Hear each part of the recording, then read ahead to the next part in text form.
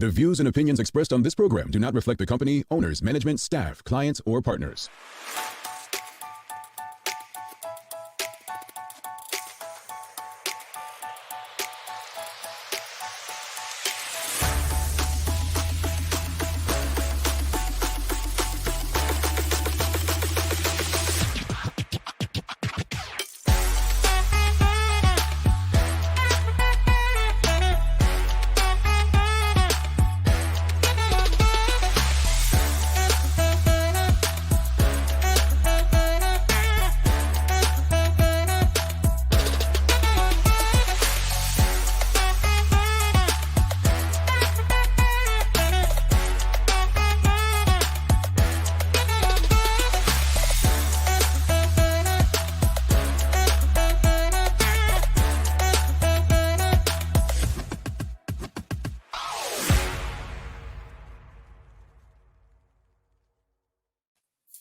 It's Tuesday, the 25th day of June, 2024. Welcome to Bermuda's Daily Talk Show. It's the Daily Hour brought to you by the BAC Group of Companies, Medical Lenders, and People's Pharmacy.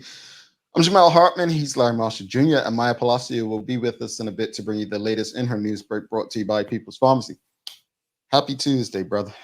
Happy Tuesday. How are you? Still in a bit of pain, but I had acupuncture for the first time yesterday. Okay. How'd I go? I think it went pretty well, certain person's been trying to get me to do acupuncture for a very long time. I'm talking about 10 years. And chiropractor said, "Have you tried acupuncture?" I said, "Nope." "Would you like to?" Sure.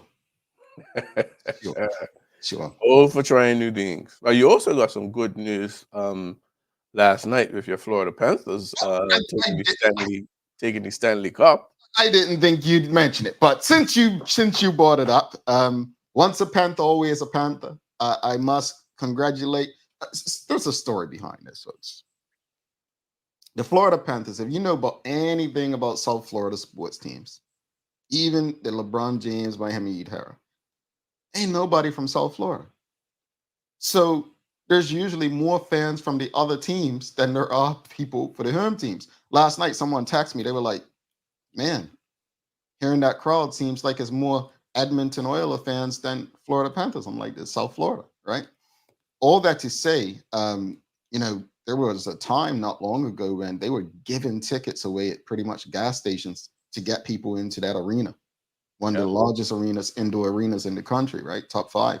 And, 10 years later, you're filling it up and you're winning the, Stanley Cup. You become the champions in hockey. So I'm happy for my former colleagues. I'm happy for the organization.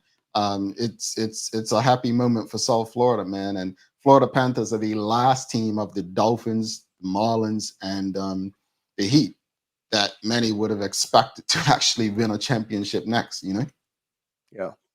It made it exciting too. I know, most people don't really follow hockey, and I keep up with it sometimes. And I was like, "What, game 7? You almost blew it. Let's keep it real."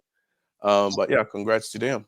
Up three games, and then lost 3 games in a row and won the deciding game. So yeah, folks, honestly, that's one of the greatest experiences of my life. Unfortunately, due to a long commute, I gave it up. But working for professional sports, had I stuck it out 3 more years, I would have had a ring. But great place, great organization, young, energetic CEO Matthew Codwell down there. Really cool guys. So I'm happy for them. I really am happy for them. So I'll reach out to some former colleagues today and wish them well. But anyway, greetings, everyone. Thanks for making us part of your daily routine. A good one today as we welcome Sarah Delasio on from Aging and Disability Services. We're discussing a very important topic. Yesterday, we kind of discussed disability and inclusion as it relates to human rights. Today, we're going to be discussing elder abuse awareness. So important conversation in our community. The Daily Play is a Who Said It today. No, it's not a Who Said It. It's a Remember When today. It's a Remember When. Little history. So we'll see if Larry could keep up with that. Don't forget to subscribe on our website. Follow us on all of our social media channels to stay up to date with all that we have going on. Help us grow beyond the mic as we do our part to continue to improve our community. Let's get into today's conversation, though, Larry. Well, before we do that, Mark Arthur C. Phillips says, "Good morning, TDH family." Yes, good morning, TDH family. Before we get into today's conversation, make sure you give us a like, a love, repost, follow, share it. If your friends, your family, colleagues, you want to be a part of this conversation. Rashida Godwin also says, "Try the acupuncture and remember it's ancient health tradition long before Western medicine. I am sure you will benefit from it." Yeah, I felt good after yesterday, so I will probably do it on a regular basis. Add that as well. Teray Toll says, "Good morning, Teray. Good morning to you, and congratulations to Teray, who recently graduated. She is a Rhodes Scholar. Props to you. Keep doing what you do, Teray. We need more people like you among us. So congratulations to you." All right. Speaking of Teray and education and graduating, let's get to today's conversation. So obviously, well, not obviously, but you may have heard that the Minister of Education, Diallo Rabin, announced yesterday that 2 more schools will be closing at the end of the next school year. Prospect Primary School, which is where I spent all of my primary years, and Gilbert Institute. Those are the 2 schools that are next on the chopping block. Hey, appreciate the West End Warriors. Love what they do. As I often say, those folks are important to what we want to accomplish in our community. They stood for something. They fought for something. Unfortunately or fortunately, I don't care about my primary school or institution like that. I have no connection to Prospect Primary School. Only connection I have is that I spent all my primary school years there. I didn't like public education. I liked nothing about going to school in Bermuda, and that's just me. It has nothing to do with the educate. Well, it could have something to do with the educators, but I didn't like it. So you're not going to hear me fighting or screaming or missing anything about Prospect Primary School. Northland Secondary doesn't even exist anymore. So that's where I'm at with it. But that said, Prospect will still exist as like a school for like extraordinary or exemplary students or something like that. Whatever. Your signature school? Yeah, it'll exist as a signature school. Okay. So, what should be done? But I think this brings another question, because we saw a letter to the editor a couple of weeks ago that sparked outrage about gun bays at Heron Bay and people complaining. Well, not people, a person complaining about that. We see Spice Valley is used for various things. Not quite sure what's going to be happening with some of the other schools that have been targeted to close, like Gilbert, and they're like, I don't know if Gilbert has a board, like if they have a board as well.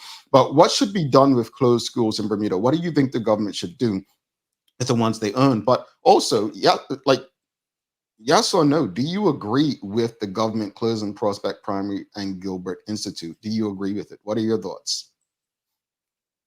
Yeah, I agree. The enrollment just isn't up enough, and as much as people would like to know that the schools still exist, I think at some point we have to cut back. The numbers just aren't the same. I think the article in the Gazette yesterday referenced that 65 children are at Gilbert and about 80, I think, at Prospect. Mm, And if you go back, we was talking about two stream for 7 years of 20 plus children. You do the math on that, that significantly is higher than what we have now. mm, And teachers got to get paid to keep it open. It just costs money, and we can't scream on one end. We need to cut back, we need to save, and run institutions that these schools aren't there to make a profit. It's an investment, yes, but they don't make profit. And if we can kind of relocate them, I guess that's what kind of has to happen. I don't like the timelines that are capped. It was issues this year with Francis Patton and Purvis with the construction, and I think those are the issues that people have more so than they come up with these press conferences that state we're going to do this, that, and the other, and come September, you're looking and you're saying, like last September, I'm riding across Francis Patton, I'm saying there's no way this is done. Same thing with Purvis. mm. So we'll see. I think we're always left in this space of, okay, you said that, but we'll see come September. Yeah, I think you probably answered that better than anyone can possibly answer it today. It wasn't emotional, it was facts, right? It was based in logic. right? At the end of the day, I mean, I get people who are tied to institutions. I respect it. But 80 students enrolled in one school and 65 enrolled in another, we have to make financially conscious decisions, right? I tell people all the time, the biggest thing you learn very fast in entrepreneurship is how to be financially conscious and responsible. Yeah. We can't keep complaining, and they do it, about government wasting money. And then when there's a space to cut, then automatically complain and say, well, this has history. Yeah. Oh, Emotion. Yeah. there's a lot of history involved in a lot of things, but we can't allow our emotions to lead us into places of debt. Right. Let's go to the audience again. What should be done with closed schools in Bermuda? That's the question of the morning. And just a yes or no, do you agree with the government closing Prospect Primary and Gilbert Institute? Suzanne Ingham says no, she doesn't agree with them closing Gilbert Institute. Nicole Hassel says yes, she does agree. Rashida Godwin says, yes, change is constant and we need to get used to it, and nothing stays the same. There are no children in school, curriculums change, and facilities are outdated. Then necessary changes are needed. I think, again, that if I'm not mistaken, Rashida may be a child of Prospect Primary as well, and maybe Northlands as well. I think we probably both come from the same mindset that tying ourselves to these institutions may not be in the best interest of the country in terms of being fiscally responsible. And again, I know you all are probably saying, well, when is the government fiscally responsible? No, this is really about, giving credit where it's due. But I'm interested to know, audience, let us know, do you agree with the government closing these two schools? Do you, yes or no, do you agree with the government closing these two schools? And if you say no, I'm interested in why not. Why, were you going to, yeah, see, Rashida and I are tied to the same institutions, yeah, Prospect and Northlands. Sean DeShield says, closed schools should be converted into revenue generating facilities. But that's where I was going. Yeah. Yeah. It's a no-brainer. We go from somewhere that doesn't generate profit to now we have land, rooms, uh, find a way to rent them, and we need to generate the revenue. The fields, rent the fields, everything, help that money to upkeep the facilities, and it just is a circular motion. And all the government's doing is collecting. I definitely agree. I would say, I guess I'm torn between renting and selling, right? Renting, you're obviously going to have, the idea is to, passive income, right? Just income coming in. However, the upkeep and the renovations of stuff, right, means that money may take a bit longer to make, profit. Selling gives you the opportunity to make, money at one time where you don't have to take care of the upkeep and the repairs that may be immediate. But I definitely agree with Sean, and yourself. You're going from something that is costing you money to something that can make you money, and it only makes sense. Now, again, I know we've had this conversation before, and some people were like, "Oh, something for the homeless or something for the elderly." I don't disagree. We need things for our vulnerable people. We do. Maybe one can support the other. But we have to develop a mindset that we're in trouble. No matter what your government tells you, we need to generate revenue. Our economy needs income. So I guess for me, I'm looking at what can be done that's going to bring income, generate revenue from the outside in. Yeah. And those are purpose-based facilities. I think an emergency housing situation, obviously, four walls or whatever would do anything, but almost a purpose-built facility for that may be more beneficial. But then we start talking about the money factor and different things like that. So I do get it. I I would like to see the government keep the land. I think it's some things I think the government should get rid of or privatize, and I know people don't like that word. But at the end of the day, if it can make a profit, then it should be, considered at least. But keeping it, I think, it's nothing like having land, and I think getting rid of the land long term may not. I mean, it might be a quick grab, but at the end of the day, we need that constant revenue income that just isn't happening, I guess. Yeah, indeed, indeed. Folks, what are your thoughts? What should be done with schools in Bermuda that are closed, and what should be done with the closed schools in Bermuda? What are your thoughts? Again, you just tuned in. We're discussing just yesterday. The Minister of Education, Diallo Rabane, mentioned that Prospect Primary and Gilbert Institute will be closing at the end of the next school year, so in 2025. Please give us a thumbs up, a love, a like. Make sure you share the conversation with your friends, your family, your colleagues. Hadley and Swan says, is it okay for me to say it's neither here nor there for me? No, I think that's Yeah, where I'm that's at. yeah. I think it's okay. I mean, this is not disrespectful to those who are tied to their schools. Again, it's not that. I'm not.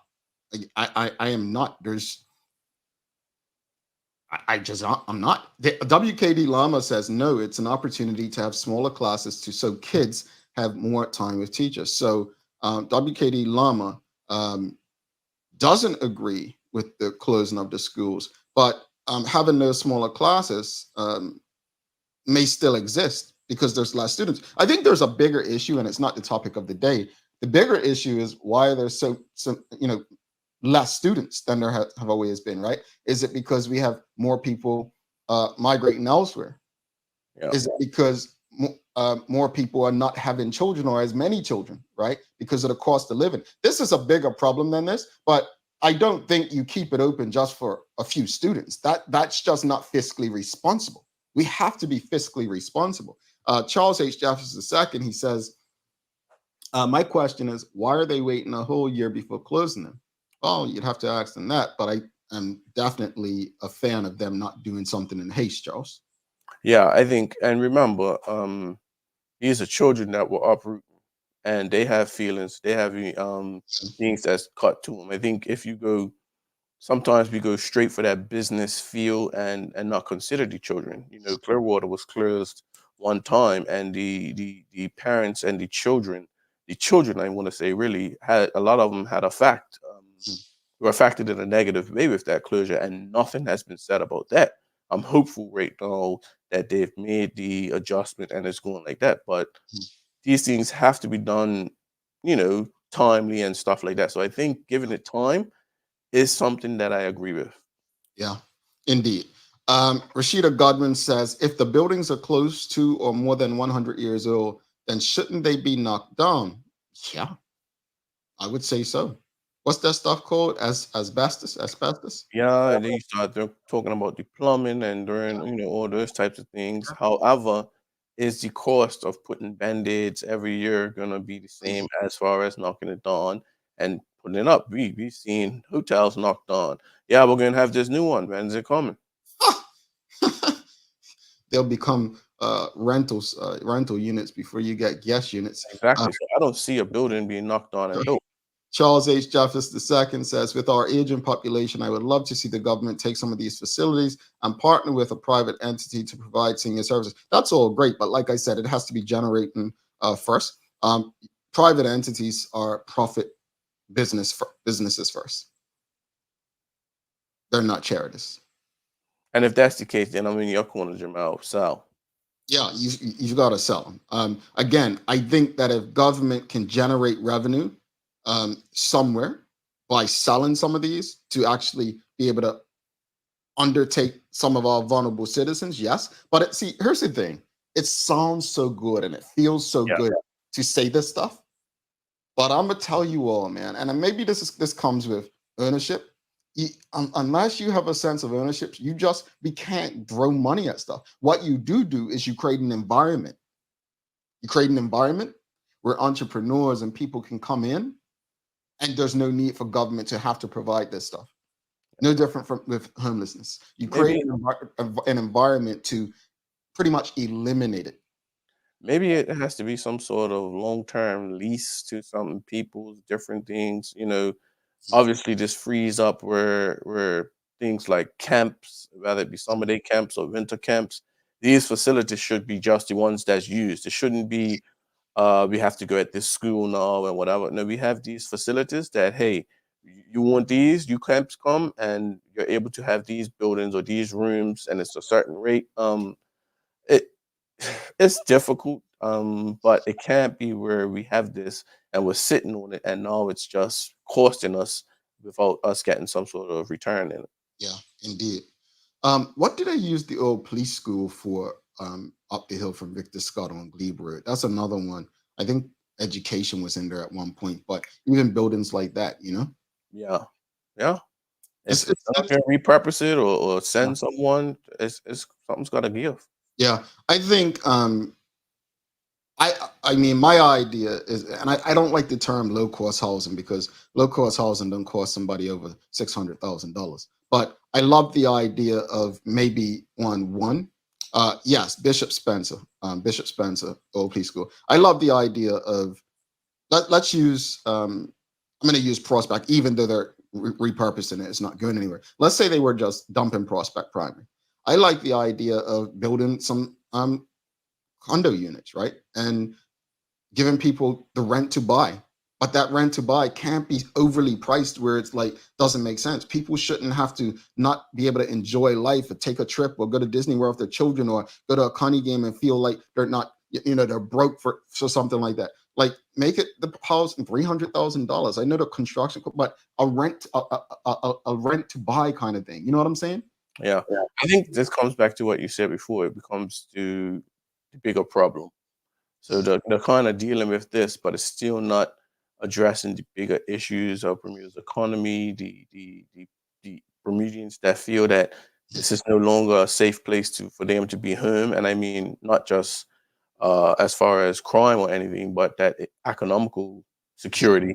And it's just a bigger issue at hand because we Yeah. can go off on 3 or 4 tangents that lead us back to why this is happening. And it's unfortunate because when you look at it and you go back when we was in primary school, some 30 plus years, Jamal, we 30 plus years sounds a lot in it. Oh, wow. But What I I'm want to news looking, break there. I just yeah, want to make these comments before the break. yeah. Charles H. Jeff second says with not Charles, Renee Simmons says, I'm from Prospect Primary School too, and I cannot conceive 80 students in total. When 80 students year only 2, 3 classes.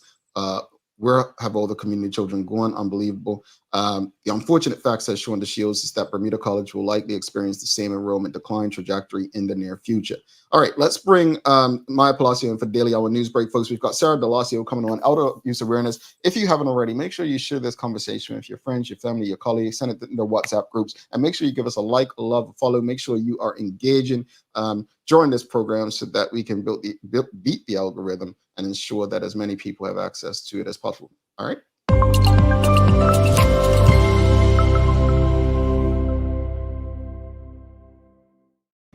Good morning. Good morning. Greetings, MP. I think you've told me before, so forgive me if I get this wrong, but you went to Harrington Psalm Primary School? Yes, sir. Okay. So your school's not closing. No, it's not.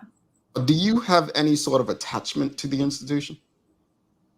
Other than the fact that I went there, no. Okay, so you're like me.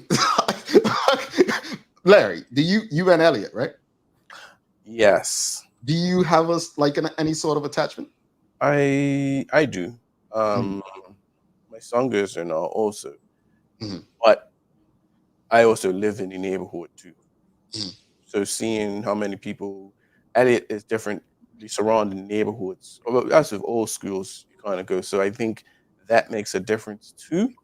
Okay. Yeah, Okay, real quickly, Maya, I'm sorry. I just wanted to add, we did have comments coming on from Instagram, and Gary G. Moreno says these closures provide an ideal opportunity to help sports tourism. Perhaps one of these facilities can be turned into housing for visiting sports teams for tournaments put on locally as part of, and it cut off. And then we have KPA Kennaner, who also said, well, we all know how they treat entrepreneurs. Bermuda's environment is not conducive to the entrepreneurial journey. The reality is far worse. So, any thoughts on those 2 comments, guys?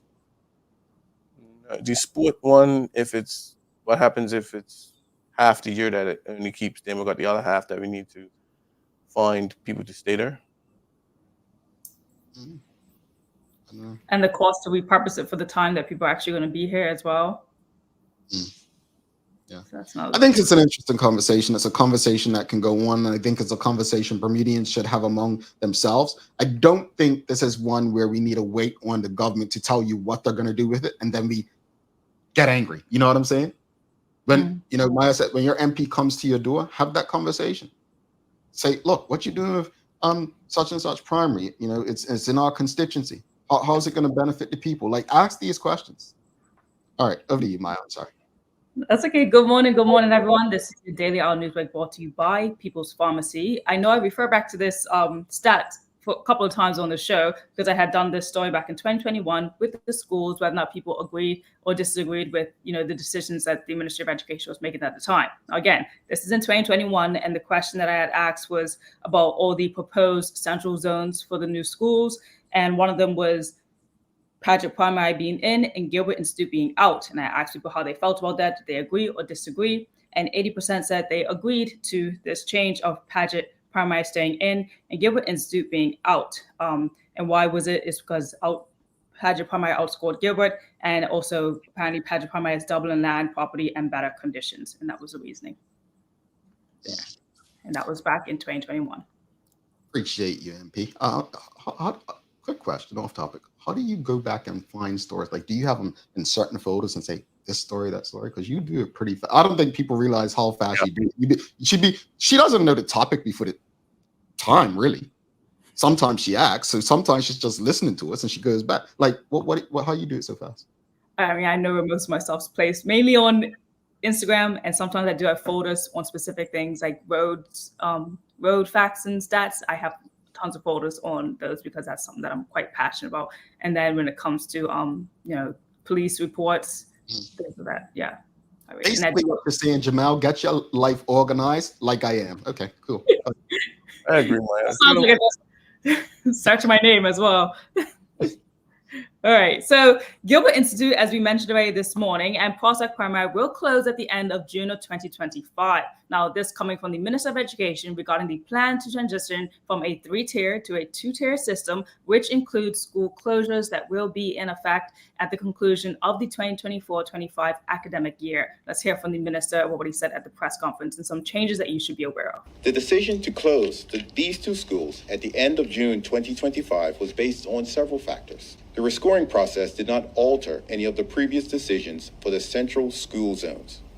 As such, the timelines of closures for these two schools that were shared with the school and the broader community in April 2023 will remain. 2, the capacity to accommodate the students from Gilbert and Prospect in other central zone schools. And 3, for Prospect Primary School building, addressing the infrastructure issues to redevelop the site into a signature school for exceptionalities is more practical, with the school being empty. Principals for both schools have been notified and will meet with staff and parents tomorrow. More detailed information about staffing decisions, school transfers, assistance with parents, and other logistics will be discussed during these meetings. So those meetings will be happening today since that conference was yesterday. Okay. He also said that you can look forward to seeing the rescoring report that will be posted on July the 5th. And that had to do with like the whole rescoring of the processes of all the school that happened recently that kept West End open. So you'll be able to view that rescoring process.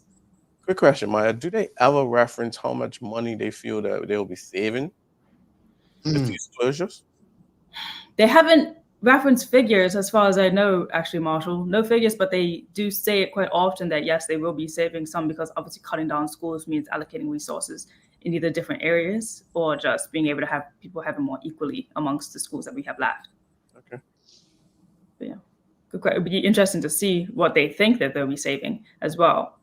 All right. In other news, meanwhile, fake guns causing very real problems. Police received a report of an individual observed carrying what happened to be what appeared to be a real firearm near a residence. A concerned occupant actually called the police, who identified the individual involved and seized the suspected firearm. Upon investigation, it was determined that the item in question was in fact a realistic looking toy gun. Now, in subsequent the police officers did seize the item, and now Antoine Daniels, the assistant commissioner of police Police said that the incident serves as a stark reminder of the potential dangers and serious repercussions that can arise from the use of display of realistic-looking toy guns in public spaces. Such actions can create unnecessary panic, confusion, and may even result in arrest or, more tragically, consequences.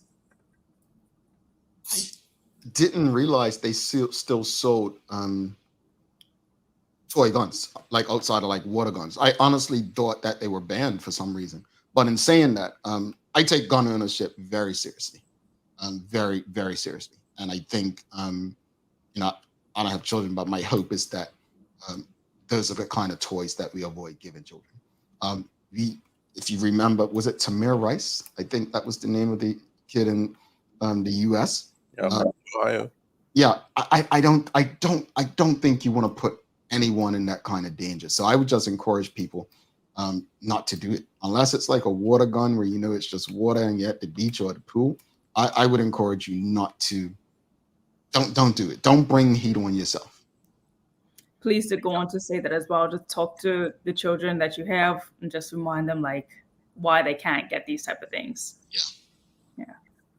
Meanwhile, in other news, information arises in regards to the taxi that landed on its roof in Hamilton Harbor. You will recall this story yesterday that happened on Saturday, and police and other first responders attended a single vehicle road traffic collision involving the taxi on Harbor Road in Paget. Now, more information arose saying that it's been reported that the taxi was traveling in an easterly direction along Harbor Road when the driver, a 74-year-old male, apparently lost control of the vehicle and went through a wall near Lower Ferry. While the driver was able to escape the vehicle and was assisted by members of the public in extracting the other three occupants. Among them was an 86-year-old woman who was initially unresponsive. She was lifted to the dock with the first aid administrators, and she regained consciousness, thankfully. All were taken to the hospital, and were at last checked, 3 of them were able to be discharged, but the 36-year-old woman was placed on a ward as a precautionary measure and continues to receive treatment for her injuries, which are understood to be non-life-threatening. Again, investigations continue, and police say if you know something, please say something and call them. Again, I'm just glad that the injuries were not life-threatening, and everyone seems to be healing well from it. Indeed. Yes. Furthermore, though, same area, different day, just yesterday, Monday, June the 24th, there was a 2-vehicle road traffic collision involving a private motor car and a livery cycle on Harbor Road, Warwick, just west of the junction of Longford Road. It was reported that the rider and pillion passenger of the livery cycle were both visitors to the island and sustained non-life-threatening leg injuries. Yesterday we asked the question about Harbor Road. Should it be one-way traffic certain times? And people were like, well, the accidents are usually one single vehicle. And by that afternoon, there was a 2-vehicle collision. I think one of the things we need to also realize is just because there seems to be one vehicle that actually is the result in terms of the collision doesn't mean other vehicles aren't involved. What do I mean by that? So if I'm driving a cab and on a tight road, you see a car coming around, that car may not be involved in your collision, but that presence may have made you do something that led you to be in trouble. Does that make sense? Yeah, it makes perfect sense. Okay, because I think the idea of people thinking that single vehicle means that others may not be involved it's ludicrous to me. Yeah, indeed. In other news, the Bermuda Police Service is seeking the public's assistance for locating 15-year-old Raquel Secure and also 16-year-old Marcel Williams.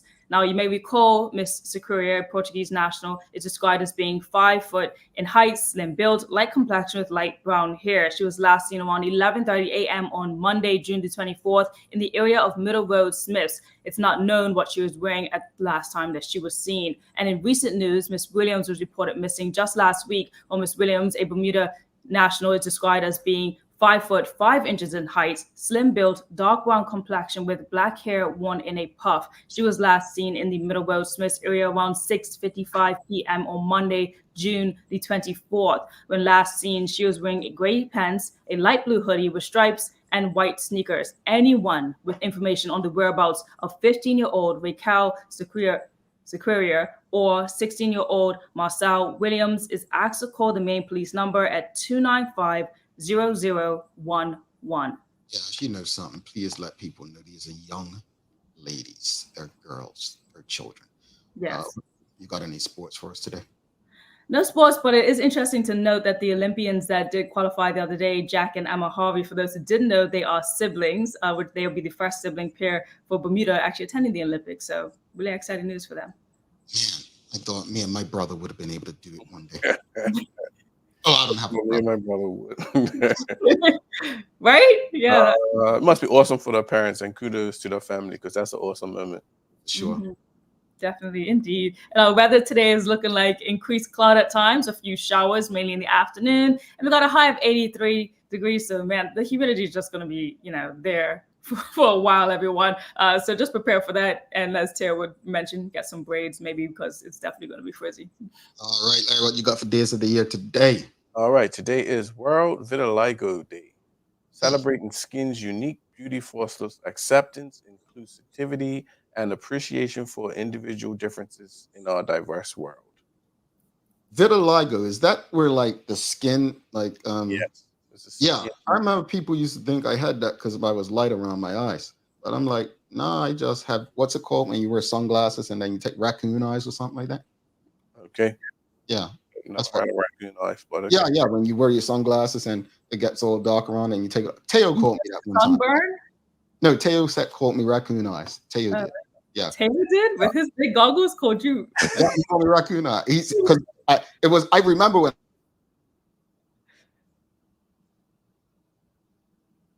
Did he freeze for you too, Marshall, or are you still here? Yes, he froze. Hey, you heard your mouth? huh? Oh, you was froze for a little minute. Oh, that's Taylor. That's Taylor, man. That's Taylor doing something. That's Taylor. But anyway, Maya, we'll see you soon. Thank you so much for all that. And yeah, it's time for a break. We're gonna come back with Sarah Delasio, outer abuse awareness. So hope Shara's tuned in, talking about her people today. She's going 50 now. She's an outer. Stick with us. We'll be back in 2 minutes, 27 seconds. Let's face it, life can be a little wild, but shopping doesn't have to be. I choose People's, so that whether it's a prescription that needs to be filled, a toy for my little terror, or a gift for a new addition to the family, we'll see about that. Everything's available in one convenient location. Some call it People's, I call it my one-stop shop in the city. People's, we're here for you.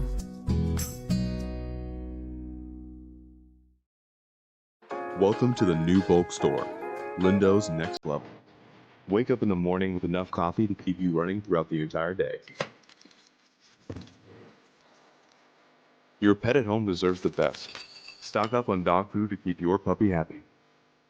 Need a quick tasty lunch at home? Your chicken nuggets will be jumping right out of the freezer. What's a movie night without popcorn? You can never have too much. Lindo's Next Level. Why go anyplace else? It took 14 days to build your business plan. 6 months to build the courage to leave your day job. 3 weeks to find the perfect location. It took 10 days to outfit your space just right. And 1 day before your first client walked in the door. All totaled, it took you a full year to get your business operational. And this is just the beginning. To the entrepreneurs, the risk takers, the people that shape our economic community, we salute you and are here for you every step of the way. BEDC, providing knowledgeable, progressive, professional, and innovative support to Bermuda businesses. Summer is almost here. Dive into the season with dog floats and dog pools. Enjoy 20% off West Paul's dog floating toys and shop our life jackets for safety in the water this summer. Get all your summer needs before the holidays and events begin. Don't forget to stock up on poo bags and check out Dicky Bags, the poo bag holder that locks in the smell until you can dispose of it. Remember, even dogs need sunblock, so visit Noah's Ark today, Bermuda's most trusted animal supply store for all your summer essentials, and ask us about our rewards program. Alrighty, welcome back to the big show. Larry Marshall Jr. I am Jamel Hartman. It's the Daily Hour brought to you by the BAC Group of Companies, Medicals, Lindos, and People's Pharmacy. Please don't forget to subscribe on our website, thedailyhour.com. Follow us on all of our social media channels to stay up to date with all that we have going on. Help us grow beyond the mic as we do our part to continue to improve our community. All right, without further ado, let's bring our guest today. We've got Sarah Delasio from Aging and Disability Services. We're discussing elder abuse awareness, something that all of us, should have an interest in.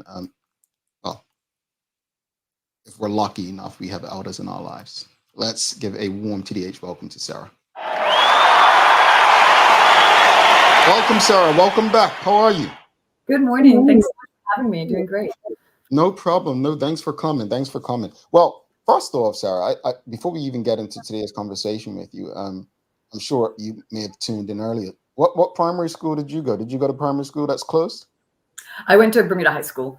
Okay, cool. So you ain't got nothing to worry about. Yeah, okay, cool. You ain't got to worry about being shut down. You're cool. All right. But I do want to say I love the question, and I would love to see at least one school, if able to be sustainably funded, to turn into services for our seniors in the community, because we know it's so desperately needed. But we definitely need to have a good funding model for it. So I completely get that as well. Nothing different. In your position, you had to. But again, absolutely. I think one thing could feed the other, but it has to feed the other. So one building can be used to, make money to support our needs in our community. So thank you for that. And thank you for reminding us that that is a need in our community. But for those who don't know, just remind the audience of what Aging and Disability Services is. Like, what's the role of Aging and Disability Services? Absolutely. So our primary mission is to support and protect seniors and persons with disabilities from abuse and self-neglect. We do that through several ways. We have our general case management, which is connecting seniors and persons with long-term disabilities to different resources in the community. But the other large side of that program is receiving and investigating senior abuse reports. All righty. And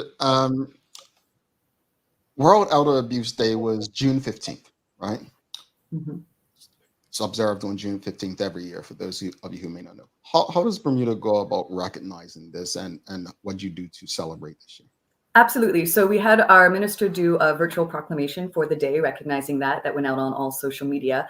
But our office's main work during this month is to increase our community awareness on elder abuse, which we've done through being on the radio, different shows like this every week during the month. But our main event is hosting the Seniors Tea. We had over 100, I think it was about 120 seniors attend our tea this year. And this year's theme was focused on dementia, staying connected. And it was a wonderful event when we had great presentations from Action on Alzheimer's and Dementia and North Star Dementia, talking about risk prevention and busting some dementia myths. We wanted to focus on this theme because we know people with cognitive impairment are more likely to be at risk of abuse than others. And speaking of abuse, we hear about abuse and immediately most people think physical only, right? What else is considered elder abuse? How is it defined? Absolutely. So in our legislation, which is the Senior Abuse Register Act, we have 5 different types of abuse. There is financial exploitation, physical abuse, sexual abuse, psychological abuse, which includes what a lot of people call emotional or verbal abuse, as well as neglect, which is attached to people with a legal duty who have a responsibility to care for that individual. The easiest way for me often to describe abuse, it's any action that causes harm to a senior, right? And I think that's the biggest understanding to hold. It's really about the experience of that senior. Now, the consequences for abuse differ based on what the specific actions are, but that's kind of how we like to keep it simple for people to understand. We often don't like using that term abuse, but the reality is it's any act that can cause harm to a senior. All right. Audience, if you have any questions or comments, please send them through. I know this is a hot topic for many people, so send your questions, comments through, and we'll get through as many as possible during Sarah's time with us. So Sarah, with that being said, with your last comment, what are some signs of elder abuse, and who is most at risk for elder abuse? Yeah, absolutely. So anyone can be at risk of abuse in general. One of the reasons we have legislations for our seniors is because we recognize that as people age, they can become more due to either illness or a growing kind of dependency and need for support on other people. So as I said before, one of the biggest risk factors is those who have a type of cognitive impairment, because often they are less able to actively protect themselves, be it through challenges in communication or ability to engage and reach out for support. I think when we think about looking at what are some key indicators of abuse, one of the biggest ones that cover several areas is noticing a change in the behavior of our senior. If someone's normally outgoing, they have a relationship with certain individuals, and you see them starting to pull back. Or even our folks with cognitive impairment, you see them starting to retreat and have different behaviors. That can often be a sign of something going on. It could be psychological abuse, it could be physical abuse. And what we want to encourage is people to engage with their seniors to figure out, and if they're willing to communicate with them, what's happening in that situation. I think often when we think of physical abuse, for example, unexplained injury is a big factor. Now, of course, as we age, we can all become more sensitive to bruising, et cetera. But we also know that it's important to ask the questions, right? If we see, are we aware of unexplained injuries that's occurring again and again, that's the time maybe to start engaging with your loved one or reach out to our office. Okay. Do you guys see, or is it anyone who typically commits elder abuse? Yeah. So just like anyone can be abused, anyone can commit abuse. I think with elder abuse, the field is advancing. It's less research than, for example, child abuse. But one of the things that used to be often said, which is still a factor, is that elder abuse was often related to caregiver burnout, be that formal or informal caregivers, family or professionals. They either don't have the support or time or knowledge in how to care for their loved one, and often abusive behaviors can occur because of that. But as we've researched more and we look more into this, and we see this locally as well, a lot of senior abuse is related to domestic violence. This is caused by either intimate partner violence or family-related violence. In Bermuda, we see a lot of families struggling. If you can have a senior with an adult child, either who may have a mental health or a drug addiction issue that causes certain behaviors that are harming the senior. So definitely in Bermuda, there is a high rate of domestic violence amongst our abuse complaints. Yeah, it's interesting that you brought up the child abuse part, because it's so similar, right? I heard you saying a lot of the things that we would hear about child abuse and stuff. So you're right, anyone can be abused. How can the community help prevent elder abuse? Absolutely. So I think knowing the signs and symptoms is critical. You can go onto our website for more information about that. And we also have some great pamphlets on knowing the signs of senior abuse. I think the biggest thing that we can all do is stay connected with our loved ones.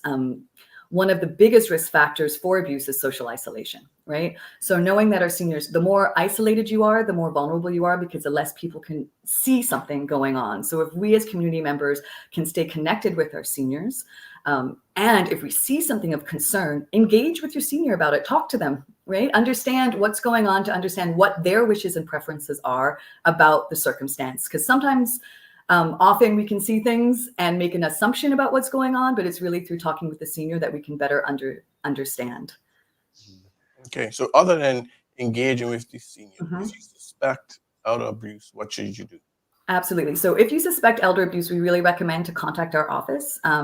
You can make a referral or report to Aging and Disability Services via telephone, 292-7802, via email, ads@gov.bm, or even walking into our office during walk-in hours between 10 a.m. and 2 p.m. Monday to Friday. So everyone's aware, reporting any concern of elder abuse is completely confidential. Under the law, we are not allowed to reveal the name of the reporter, just to give you extra confidence in that. Of course, depending on the circumstances, seniors may guess who that reporter is, but we will not disclose that information. Indeed. Audience, if you have any questions or comments, please send them through. Not sure if you can, this seems political, Sarah, so let me know. But Mark Arthur C. Phillips is saying, good morning, Sarah. Do you feel that there's enough legislation to protect the seniors/disabled members of our community? I think that's an excellent question, and I can speak to this because one of our throne speech initiatives was to make amendments to the Senior Abuse Register Act that we're in the process of doing right now.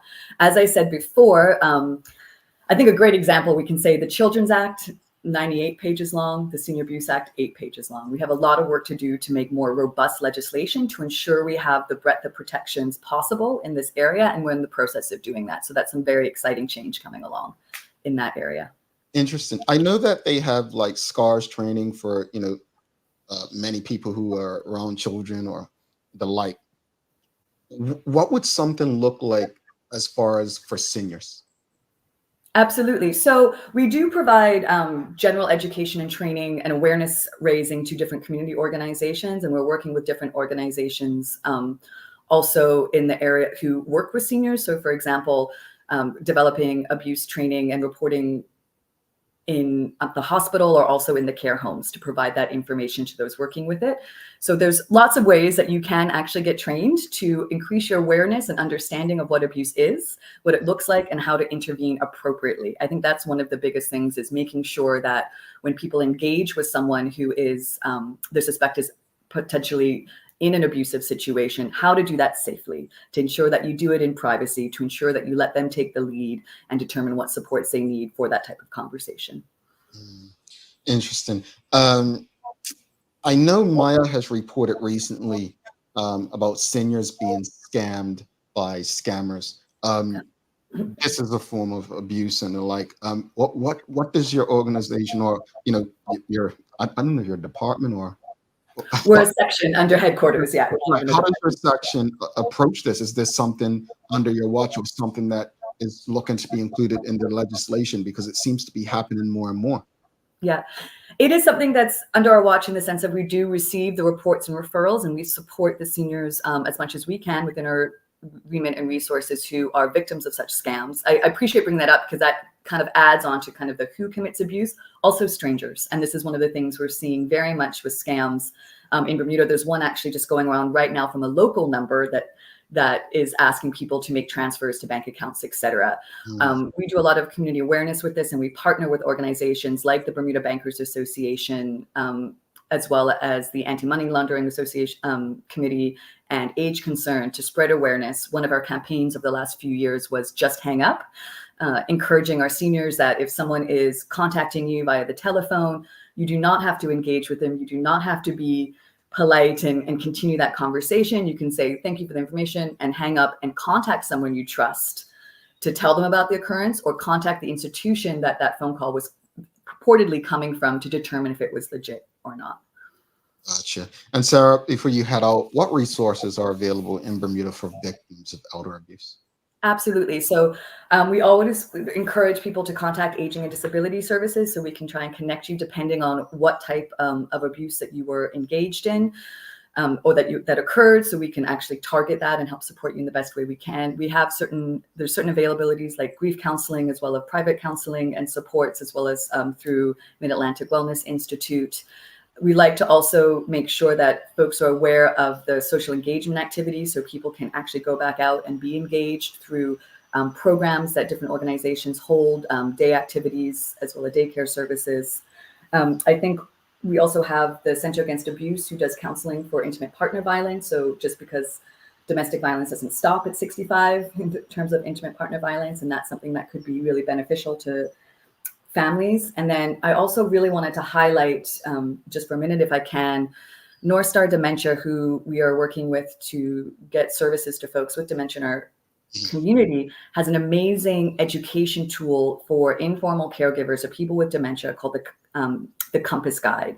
It is a locally developed 12-week self-paced online course that we also offering in person. If you go on northstar.bm, scroll down the page, you'll see it at the end. And I highlight this resource because it's all about becoming prepared on what dementia is, the process and how to support persons, including those when they were maybe having challenging behaviors. And these are some of the biggest risk factors we see in terms of abuse. So increasing your education on being a supportive caregiver, I think, is a great way to prevent abuse and to move forward from such situations.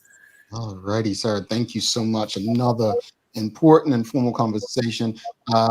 Please don't be a stranger throughout the year. If there's anything that happens legislatively, policies, anything, new information that we could make sure that our audience is aware of, please reach out. But thank you again for joining us, and have yourself a wonderful day. Thank you so much for having me. Really appreciate it, everyone. All right, Sarah Delasio from Aging and Disability Services. Folks, if you appreciated that conversation, please give us a thumbs up, a love, a like. We're going to take our final break. We'll be back in 55 seconds to give our final thoughts, the daily play, daily inspiration, and yeah.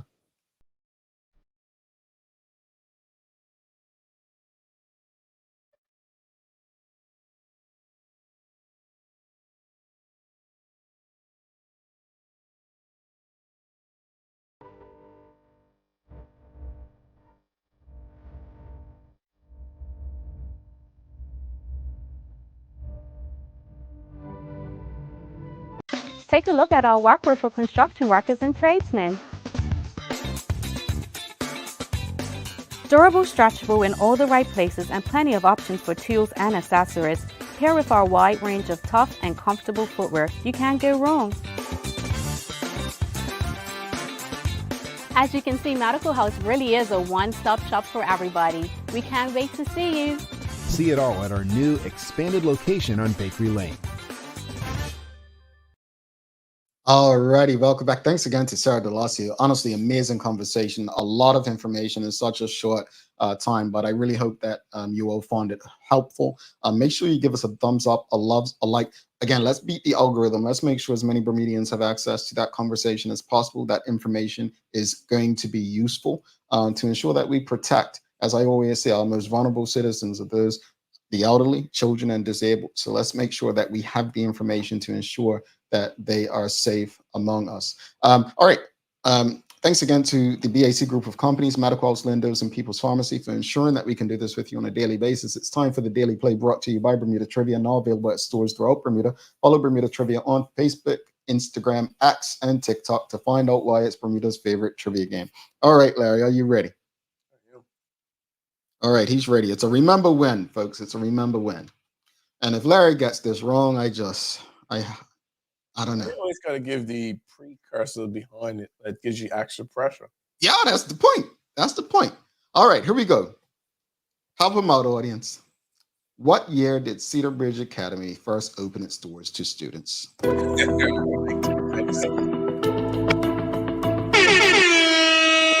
All right, he got it. He got it. He got it. 1989? No. 1997 it is. 1990. Yeah, remember walking through those doors, Jamal?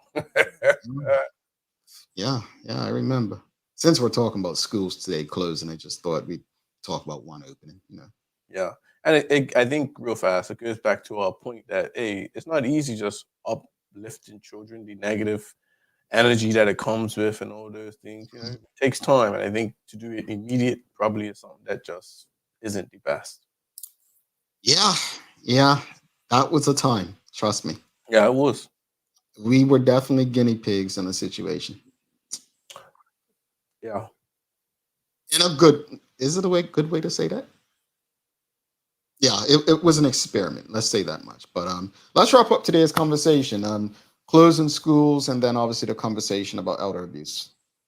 Yeah, with the school closures, I hope they're able to stick to a timeline. I would like to see a dollar amount attached to them saving instead of just saying it roundabout. And then I would like for us to them to have revenue building, and where it's beneficial for the community in general, and or everyone. Elder abuse, it's so many different forms. We see the police come out with these scams and talking to people, and not just the physical. And kudos to Sarah and her team and continuing doing the hard work that they do, because it's only highlighted when something goes wrong. And we just need to get behind it and again, check on your elders. Look, I understand the need for community services in our community. I don't want to dismiss that. I just want us to understand that to be able to deliver that, we need to be fiscally responsible. I'm not sure what the government's going to do, but I like the question that you asked, Maya. How much money are we saving when we're closing these schools? That's something that the public should know. Of that money that we're saving, how much is going to be reinvested into doing something with those schools, whether it's selling them, you've got to pay to sell something, market, real estate, so on. If you're going to repair it and rent different parts of it, then what does that look like?